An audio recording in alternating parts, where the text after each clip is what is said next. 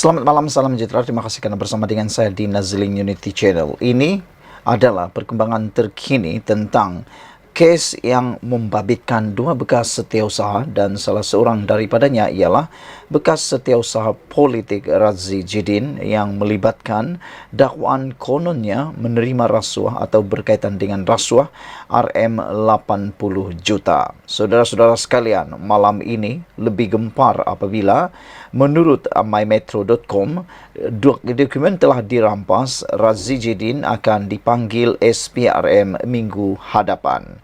Disangka semuanya sudah berhenti di tengah jalan ataupun sudah reda. Rupa-rupanya makin hari makin panas dan ada netizen menulis, habislah Razi Jidin kali ini, kata mereka lagi. Ini apabila disahkan dokumen dirampas, Razi Jidin akan dipanggil SPRM minggu depan. SPRM merampas beberapa dokumen bagi membantu siasatan kes meminta dan menerima rasuah projek bernilai 80 juta ringgit membabitkan sebuah kementerian. Menurut sumber, rampasan dokumen itu dibuat susulan penahanan bekas setiausaha politik, bekas Menteri Kanan bagi setiausaha siasatan mengikut Seksyen 16A dalam kurungan B Akta SPRM 2009. Individu terbabit bersama seorang lagi lelaki berusia 50-an yang juga pemilik sebuah syarikat bagaimanapun dibebaskan hari ini selepas tidak disambung reman. Sementara itu, bekas Menteri Pendidikan Datuk Dr. Razi Jidin akan dipanggil memberi keterangan berkaitan kes terbabit minggu hadapan, katanya ketika dihubungi hari ini. Harian Metro sebelum ini melaporkan bekas setiausaha politik bekas Menteri Kanan antara dua ditahan SPRM kerana disyaki meminta dan menerima rasuah bagi projek bernilai 80 juta ringgit. Lelaki berusia 20-an itu ditahan bersama seorang lagi lelaki ketika hadir beri keterangan di Ibu Pejabat SPRM di Putrajaya. Susulan itu, Razi dalam satu kenyataan menafikan terbabit dalam sebarang dakwaan berkaitan siasatan rasuah ke atas satu projek rundingan terus percetakan buku terbabit. Saudara-saudara sekalian, netizen mula mempersoalkan apakah ini adalah jalan yang Razi Jidin pilih, yaitu untuk menghadapi masalah besar. Saudara-saudara sekalian, yang menggemparkan kita ialah apabila netizen hari demi hari mengeluarkan fakta-fakta yang menarik tentang kes ini. Namun, ianya seringkali ditepis dan dikatakan fitnah. Kita akan tahu sama ada ini adalah fitnah atau tidak kerana ianya sekarang dalam siasatan dan adakah ianya akan didakwa bergantung pada keputusan tersebut. Sekian dulu untuk kali ini. Jangan lupa tinggalkan komen anda, sila tekan butang subscribe. Bye-bye. Selamat petang, salam sejahtera. Terima kasih kerana bersama dengan saya di Nazlin Unity Channel. Merombak kabinet perlu, tapi menyusun ketua-ketua setiausaha kementerian jauh lebih perlu. Itu tajuk ulasan pada petang ini. Tapi sebelum itu, sebagai mukadimah, seperti yang kita tahu telah pun diwar-warkan, telah pun tular dalam media sosial mengatakan bahawa Anwar Ibrahim bakal akan membuat rombakan dalam kabinet. Menjadi persoalan pertikaian dalam netizen ialah siapa ahli parlimen ataupun siapakah kabinet atau siapakah menteri yang akan ditukar atau lebih teruk lagi dipecat daripada jawatan tersebut. Sebagai penganalisis politik dan pencinta Malaysia, saya bersetuju kalau ada yang tidak kompeten, kalau ada menteri ataupun ada ahli kabinet yang tidak berprestasi tinggi, seakan-akan mau ada, mau tiada di dalam kabinet itu, maka adalah tidak keterlaluan Anwar Ibrahim membuat rombakan tersebut bagi memastikan negara Malaysia dan kabinet dapat berfungsi dengan baik, seterusnya memajukan Malaysia. Merombak kabinet perlu, tapi menyusun ketua-ketua setiausaha kementerian jauh lebih perlu, kata Sabuddin Hussein. Sebuah portal berita semalam melaporkan Perdana Menteri Anwar Ibrahim dijangka akan membuat rombakan kabinet secara besar-besaran pada masa terdekat ini. Laporan yang dibuat dengan memetik sumber daripada Jabatan Perdana Menteri itu menyebut Selain melakukan rombangan kabinet, Anwar juga dikatakan mahu menukar ketua setiausaha beberapa kementerian. Di samping rombakan kabinet dan menukar ketua setiausaha, Anwar turut dilaporkan akan menyusun semula anggota birokrasi dan kaki tangan penting Perkhidmatan Awam, malah juga pengawal-pengawal di pejabatnya sendiri. Semua rombakan atau perubahan itu dikatakan sudah sampai masanya untuk dilakukan bagi memantapkan lagi kedudukan kerajaan berikutan selesainya PRN 6 negeri disusuli sokongan terbuka GRS kepada Anwar Ibrahim sehingga habis penggal yang sekaligus bererti kerajaan perpaduannya akan terus stabil sehingga 2027 akan datang. Perdana Menteri kini fokus untuk memantapkan lagi kerajaan agar berfungsi lebih berkesan, melaksanakan dasar-dasar utama seperti RMK 12, pembentangan bajet 2024 pada Oktober, polisi tenaga dan menguraikan kos sara hidup rakyat, kata sumber tersebut. Setelah hampir setahun terbentuknya kerajaan perpaduan, berita rombakan kabinet ini adalah berita yang amat menggembirakan buat para penyokong PH di seluruh negara. Selain ini,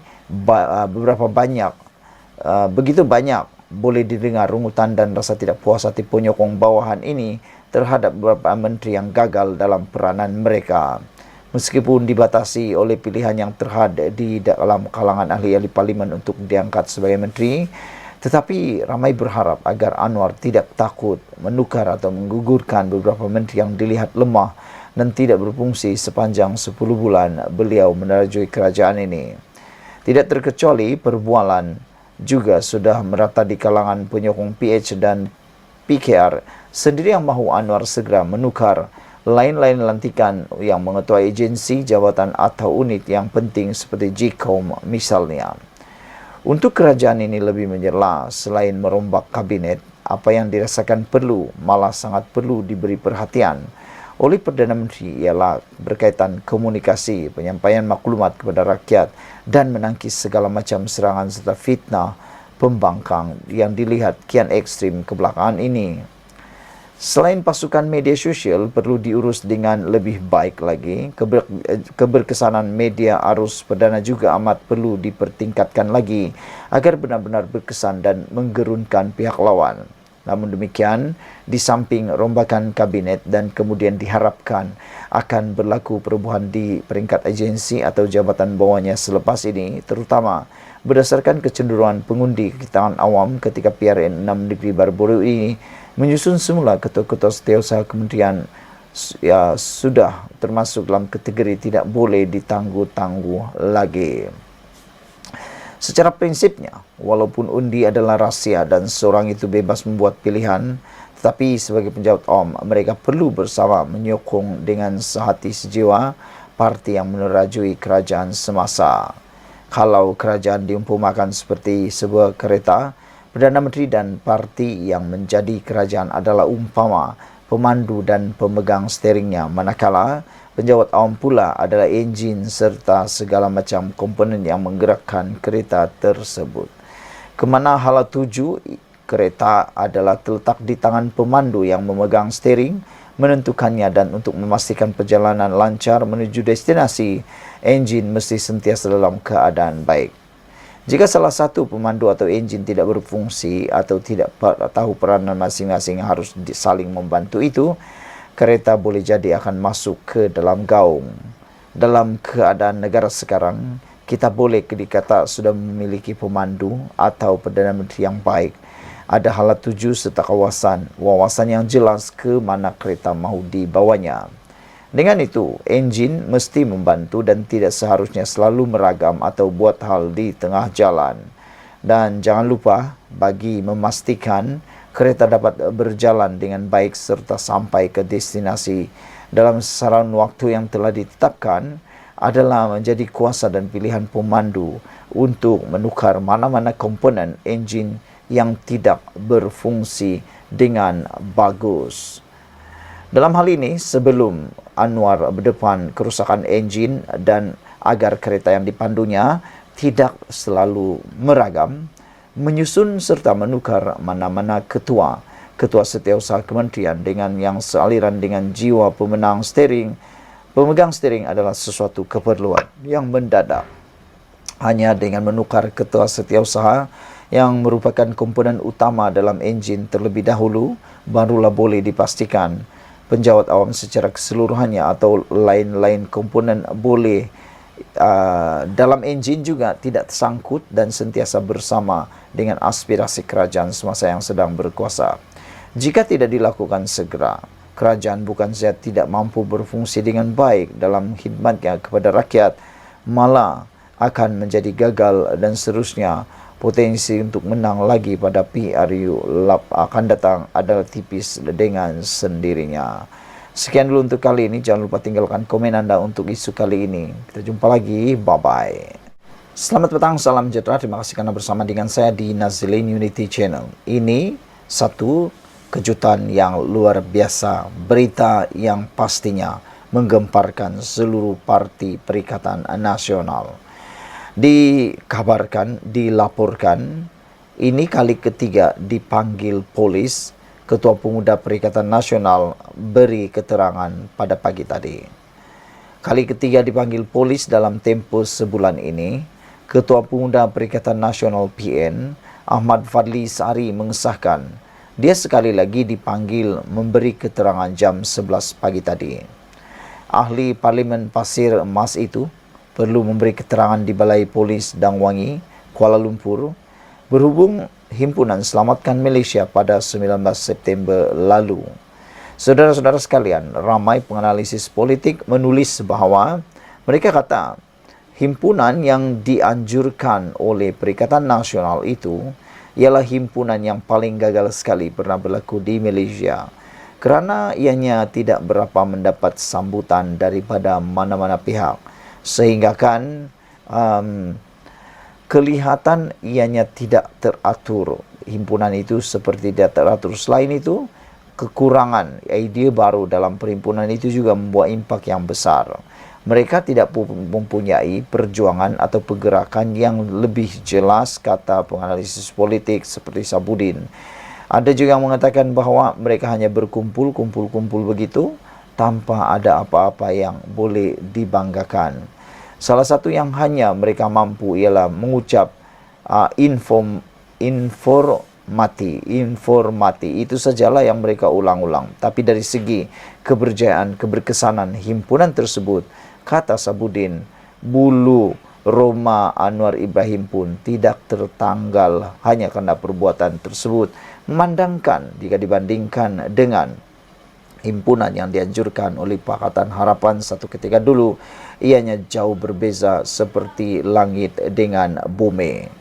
Ahli Parlimen Pasir Mas itu perlu memberi keterangan di Balai Polis Dangwangi, Kuala Lumpur, berhubung Himpunan Selamatkan Malaysia pada 16 September lalu. Ini kali ketiga diminta memberikan keterangan kepada pihak polis dalam masa sebulan ini, kata beliau. Alhamdulillah, pihak polis sangat profesional dalam menjalankan tugas. Namun kerana ada laporan, siasatan perlu dibuat, katanya menerusi hantaran Facebook miliknya. Dia yang juga Ketua Pemuda PAS berkata, pihaknya akan sentiasa memberi kerjasama untuk membantu siasatan. Fadli malah sempat menyindir apabila menggalakkan kerajaan perpaduan memberi tekanan sebelum menjadi pembangkang. Kita bagi kerjasama dan pihak sana teruskanlah buat laporan dan tekanan, maka tahu tiba-tiba jadi pembangkang semula, tiada peluang pula nak bagi tekanan, katanya lagi. Minggu lalu Bukit Aman mengenal pasti 28 individu untuk dirakam keterangan bagi membantu siasatan berhubung himpunan itu mengikut Akta Perhimpunan Awam 2012. Ketua Polis Kuala Lumpur, Datuk Alauddin Abdul Majid pada 20 September lalu berkata, daripada jumlah itu pihaknya sudah merakam percakapan seramai 16 individu dan berharap dapat menyelesaikan kes siasatan berkaitan himpunan itu dalam masa seminggu. Kertas siasatan akan diserahkan kepada Timbalan Pendakwa Raya untuk tindakan lanjut. Antara yang dipanggil sebelum ini ialah Ahli Dewan Tertinggi Mufakat Nasional MN Datuk Tun Faisal Ismail Aziz dan Ahli Dewan Undangan Negeri Adun Taman Medan Dr. Afif Baharidin. Sekian dulu untuk kali ini. Jangan lupa tinggalkan komen Anda, tekan butang subscribe. Kita jumpa lagi. Bye-bye. Selamat petang, salam sejahtera. Terima kasih karena bersama dengan saya di Nazilin Unity Channel. PRK Pelanggai. Belum keputusan keluar dan diketahui. Bibit-bibit kemenangan akan dapat dirasai oleh calon Barisan Nasional. Ini adalah pendedahan yang mungkin akan menyebabkan kejutan besar kepada Perikatan Nasional apabila Tuan Ibrahim Tuan Man, iaitu Naib Presiden PAS sendiri hadir di dalam satu ceramah Perikatan Nasional di Bentong, namun tidak mendapat sambutan yang menggalakkan.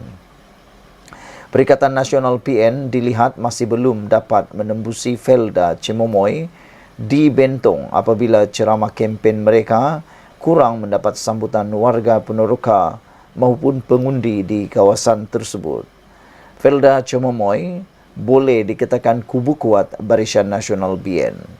Dilaporkan kempen Perikatan Nasional yang diadakan berhadapan dengan tapak pasar malam Felda Cemomoy itu tidak menarik minat penduduk apabila banyak kerusi yang disediakan penganjur untuk ceramah itu kosong.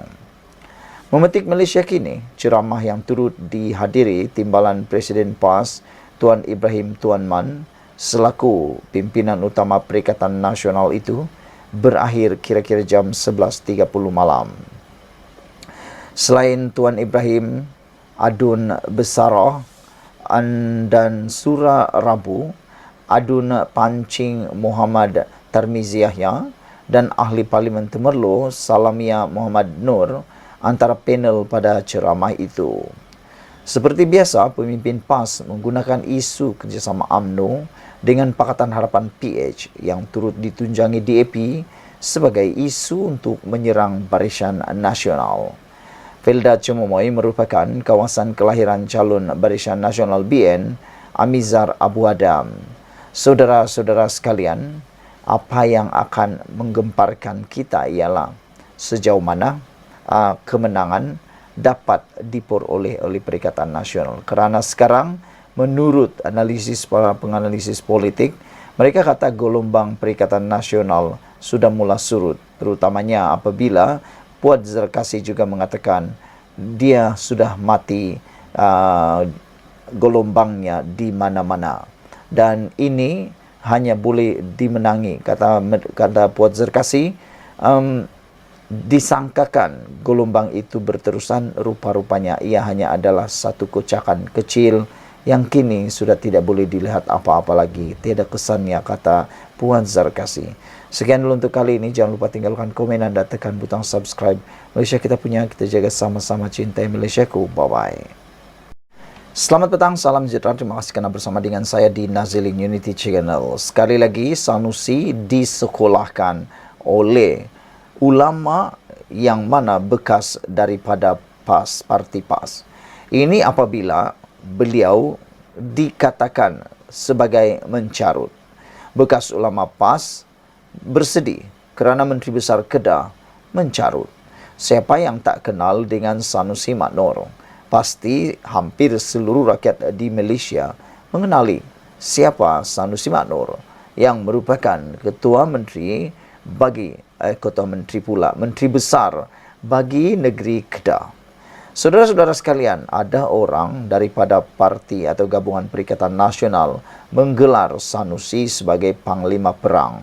Ada juga yang menggelar Sanusi sebagai Panglima Perang yang paling gagah berani lawan orang siapapun. Tetapi yang mengejutkan kita ialah apabila bekas ulama PAS ini bersedih kerana Menteri Besar Kedah mencarut.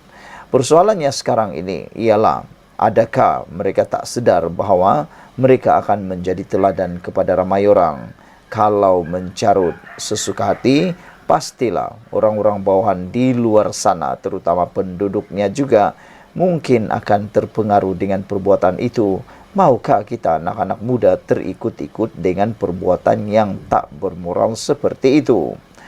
Perjuangan Islam PAS sudah jauh tersasar apabila pemimpin yang bercakap kasar menjadi sanjungan parti itu, kata bekas Setiausaha Dewan Ulama PAS, Khairuddin Aman Razali.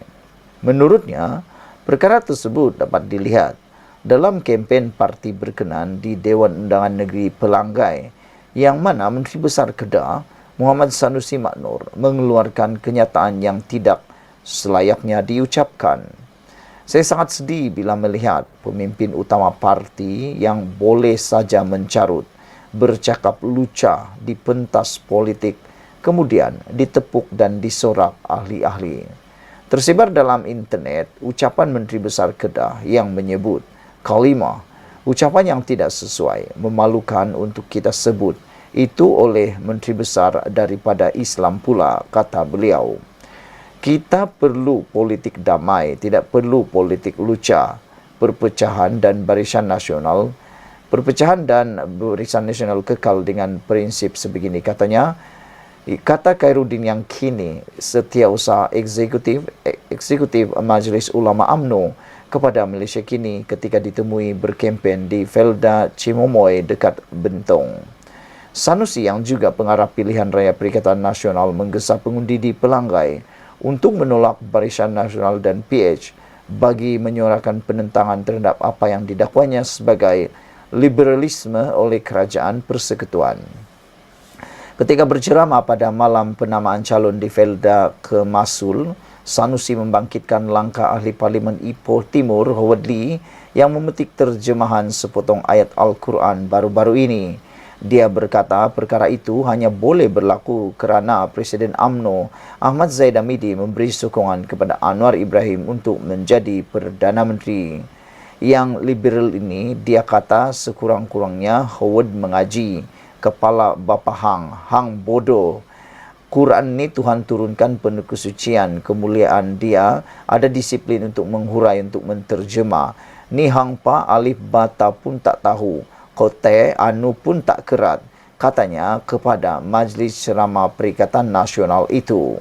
Mengulas lanjut, Khairuddin berkata PAS kini sudah tidak menggambarkan akhlak Islam apabila membenarkan pemimpin mereka melontarkan kata-kata yang tidak sopan. Bagi saya, PAS telah jauh lari dari prinsip Islam. Islam ada akidah, syariat dan akhlak. Akidah jauh tersasar dengan isu-isu surga, neraka, menyemai pemikiran yang bukan ahli sunnah wal jamaah, mengkafirkan yang berbeza dengan mereka. Dari sudut syariat banyak yang dilanggar, katanya lagi. Sekian dulu untuk kali ini. Jangan lupa tinggalkan komen anda, tekan butang subscribe. Malaysia kita punya, kita jaga sama-sama, cintai Malaysiaku. Bye-bye. Selamat petang, salam sejahtera. Terima kasih kerana bersama dengan saya di Nazlin Unity Channel. Ini tentulah satu kejutan paling besar sekali yang dialami oleh Muhyiddin Yassin dan Hadiawang selaku ketua kepada gabungan Parti Perikatan Nasional yang pembangkang di Malaysia ini. Hari ini telah dilaporkan di Malaysia Kini bahawa satu lagi kerusi milik Perikatan Nasional kini telah pun hilang. Kenapa hilang? Bukan kerana lompat parti, bukan kerana pindah parti, bukan juga kerana letak jawatan, tetapi Perikatan Nasional hilang kerusi kemaman. Mahkamah membenarkan petisyen pilihan raya Barisan Nasional. Mahkamah Pilihan Raya hari ini membatalkan kemenangan calon PN Cik Alias Hamid di kerusi Parlimen Kemaman. Ini susulan keputusan Hakim Mahkamah Tinggi Kuala Terengganu Anslem Charles Fernandez yang membenarkan petisyen pilihan raya oleh calon Barisan Nasional Wan Muhammad Hisham Wan Abdul Jalil. Peguam Cik Alias Farizal Yusof mengesahkan kepada Malaysia Kini bahawa Mahkamah Pilihan Raya membenarkan petisyen Wan Muhammad Hisham. Sebelum ini, pada 13 Februari lalu, Mahkamah Pilihan Raya menolak petisyen itu apabila membenarkan bantahan awal oleh Cik Alias berhubung petisyen yang dikatakan mengandungi fakta cacat dan tidak sah bagi menyokong dakwaan rasuah semasa pilihan raya umum ke-15 PRU15. Bagaimanapun, pada 2 Mei lalu, Mahkamah Persekutuan membenarkan rayuan Wan Muhammad Hisham untuk mengembalikan semula petisyen berkenan menjalani perbicaraan penuh. Saudara-saudara sekalian, rupa-rupanya kenapa petition ini telah pun difailkan di mahkamah? Kerana ada dakwaan rasuah berlaku dalam pilihan raya pada waktu PRU 15 itu. Bentuk rasuahnya pula kita tak berapa pasti bagaimana, tetapi dengan ini adakah benar dalam pilihan raya tersebut ada amalan rasuah? Dan kita akan lihat nanti adakah rasuah ini akan tiba-tiba dinormalisasikan pula dengan menyokong perkara tersebut. Bagaimanapun kita ucapkan tahniah kepada Barisan Nasional, calon Barisan Nasional, iaitu Wan Muhammad Hisham Wan Abdul Jalil yang telah memenangi petisyen pada hari ini, sehinggakan mahkamah membenarkan petisyen pilihan raya Barisan Nasional hingga mahkamah telah membatalkan, mahkamah pilihan raya hari ini membatalkan kemenangan calon PN Cik Alias Hamid di kerusi Parlimen Kemaman.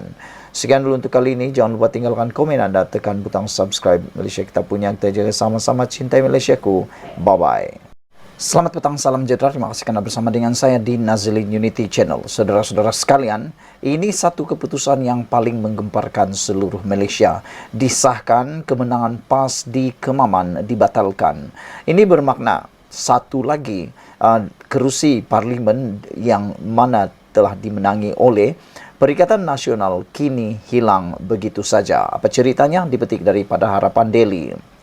PAS hilang kerusi Kemaman yang dimenangi calonnya Cik Alias Hamid setelah Hakim Mahkamah Tinggi Anselm Charles Fernandez membatalkan kemenangan Alias.